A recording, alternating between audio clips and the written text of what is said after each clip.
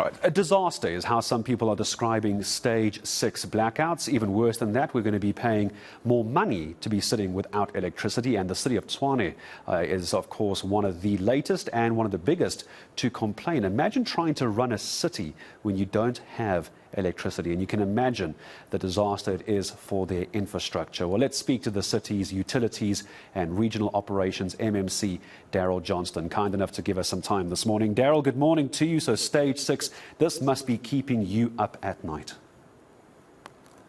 Morning, Gareth. Yes, it certainly is. It's an extremely difficult situation to be trying to operate an entity and a municipality in and provide electricity to residents and to try and deal with all the resultant issues that we have on the network because of these continued cuts to our power.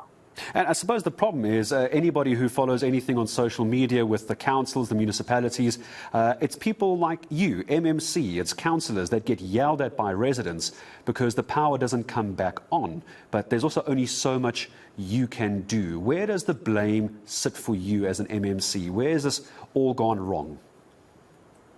Well, the blame sits squarely with Eskom. They are incapable and have been incapable of providing regular and sustainable power since 2008.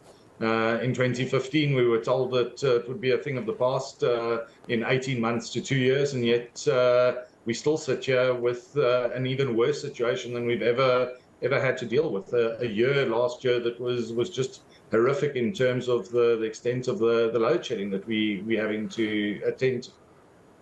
Give me a sense then, if you will, the triage, the damage to your own infrastructure in the city as well, because that's costing you as a city money as well, but it's also costing time. You can't switch everything on once Eskom puts our power back on, because we're hearing about substations blowing up, we're hearing about cable theft, all these good things in South Africa. But what's the kind of financial impact here?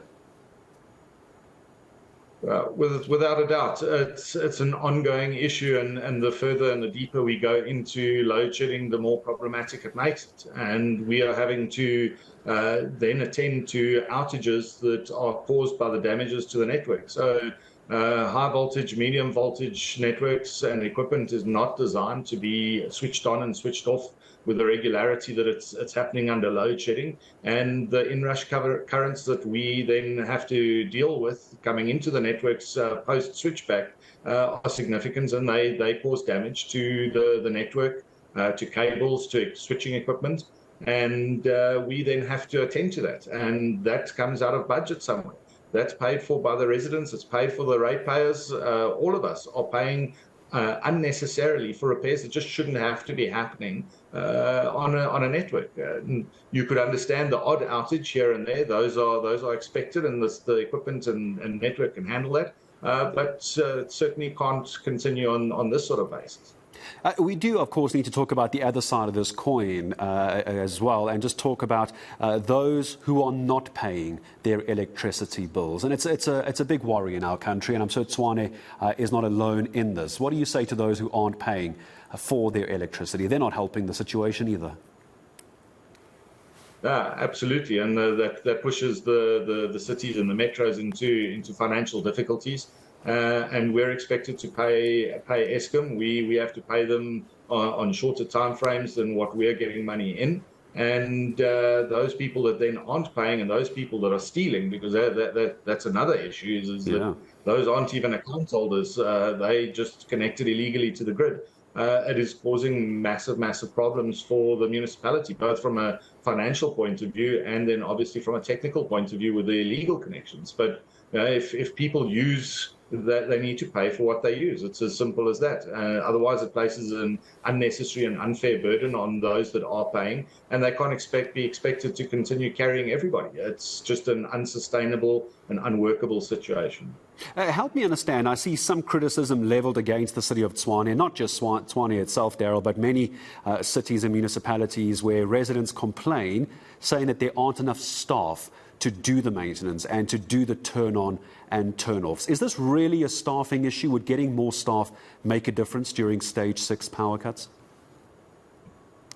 Well, Gareth, I think it's more applicable to the actual repairs and the maintenance that's happening. I mean, we are relatively under the immense pressure that the teams are operating under. I think we are performing extremely well in terms of sticking to the timetables for the load shedding as far as possible.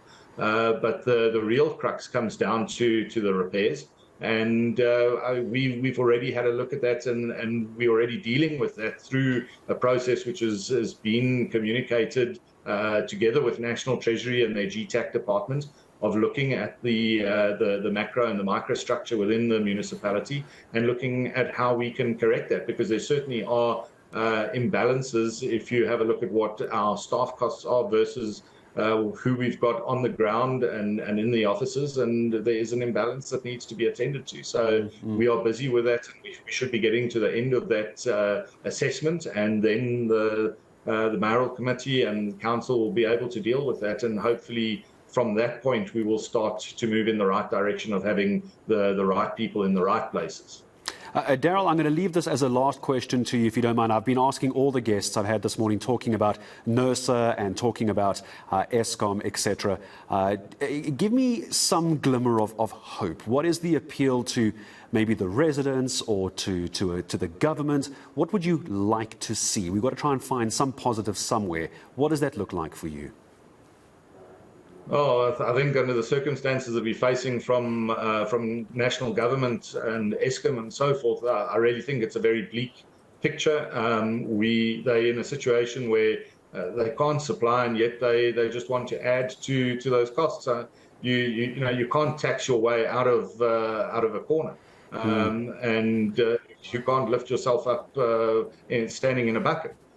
So we've got to find alternative methods of dealing with this, and certainly that is what the city is doing. I was sitting with key industry players within the city of Tshwane yesterday, international companies that they compete within their own organizations, let alone externally with competitors. And if they're not competitive internally, then the plug gets pulled on them.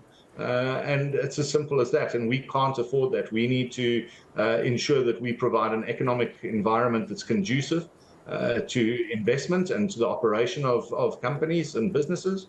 And to do that, we need to be able to provide stable and efficient electricity and water, for that matter. And so from our side and from our office's side, we're working on an ongoing basis to find ways that we can work, not just from the city side, but to take hands with these industries and communities so that we can find alternative methods to keep the lights on moving forward. It's unfortunately not something we can just do immediately, but we're working as fast as we can to bring those solutions and put them onto the table.